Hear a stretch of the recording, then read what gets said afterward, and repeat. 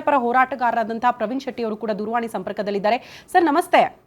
ನಮಸ್ತೆ. ನಮಸ್ತೆ madam. Land lord cinema ಬಗ್ಗೆ ಮಾತಾಡ್ತಾ ಇದ್ವಿ ಸರ್. ತಮ್ಮ ಫಸ್ಟ್ ಒಪಿನಿಯನ್ ಈ ಸಿನಿಮಾ ಬಗ್ಗೆ? ನಿಜವಾಗ್ಲೂ ವಿಜಯ್ ಅವರು ಯಾವುದೇ ಸಿನಿಮಾ ಆಯ್ಕೆ ಮಾಡ್ಕೊಂಡ್ರು ಸಹ ಅದ್ಭುತವಾದಂತಹ ಸಿನಿಮಾಗಳನ್ನೇ ಆಯ್ಕೆ ಮಾಡ್ಕೊಂತಾರೆ. ಅದು ಲ್ಯಾಂಡ್ ಲಾರ್ಡ್ ಬಗ್ಗೆ ಒಳ್ಳೆ ಮಾತುಗಳು ಕೇಳಿ ಬರ್ತಾ ಇದಾವೆ. ನಾನು ಸಹ ನೋಡ್ಬೇಕಾಗಿದೆ, ನೋಡ್ಬೇಕು ಶೀಘ್ರದಲ್ಲೇ, ಇವತ್ತು ನಾಳೆ ಹೋಗ್ಬಿಟ್ಟು ನೋಡ್ತೀನಿ. ಸಿನಿಮಾ ಯಶಸ್ವಿ ಆಗ್ಲಿ, ಚೆನ್ನಾಗಿ ಓಡ್ತಾ ಇದೆ, ಶುಭ ಆಗುತ್ತೆ ಸರ್. ಮೇಡಮ್, ಅಲ್ಲ, ಸಮಾಜಕ್ಕೊಂದು ಕರೆ ಕೊಡ್ಬಹುದಾ ಸರ್ ಈ ಮೂಲಕ?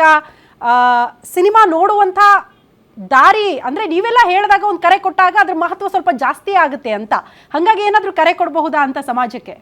ಖಂಡಿತವಾಗ್ಲೂ ಎಲ್ಲರೂ ಲ್ಯಾಂಡ್ ಲಾರ್ಡ್ ಅಂದ್ರೆ ಅದು ಒಂದು ಜಮೀನ್ದಾರ ದಬ್ಬಾಳಿಕೆ ಇಬ್ಬಾಳಿಕೆ ಎಲ್ಲ ತೋರಿಸಿರ್ಬೋದು, ಶೋಷಿತರ ಮೇಲೆ ಏನೇನು ಆಗಿದೆ ಅಂತ.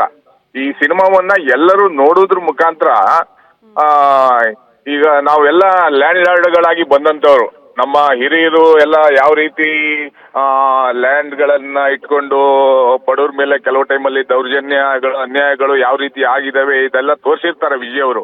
ಆದ್ರಿಂದ ಈ ಸಿನಿಮಾವನ್ನ ಪ್ರತಿಯೊಬ್ಬ ಕನ್ನಡಿಗನು ನೋಡ್ಬೇಕಾಗತ್ತೆ. ಪ್ರತಿಯೊಬ್ಬರು ನೋಡೋದ್ರ ಮುಖಾಂತರ ಈ ಸಿನಿಮಾವನ್ನ ಯಶಸ್ವಿಯಾಗಿ ಜಯಿಸುವಂತದ್ದು ನಮ್ಮ ಕನ್ನಡಿಗರ ಕರ್ತವ್ಯ ಕೆಲಸ.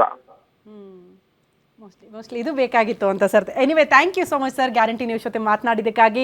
ನಿಮ್ಮಗಳ ಕರೆ, ನಿಮ್ಮ ಸಂದೇಶ ಇದೆಯಲ್ಲ, ಅದು ಬೇಗ ರೀಚ್ ಆಗುತ್ತೆ ಯುವ ಸಮೂಹಕ್ಕೆ ಮತ್ತು ಕನ್ನಡಿಗರಿಗೆ ಅನ್ನೋದು ಬಹಳ ಹೆಮ್ಮೆಯ ವಿಚಾರ.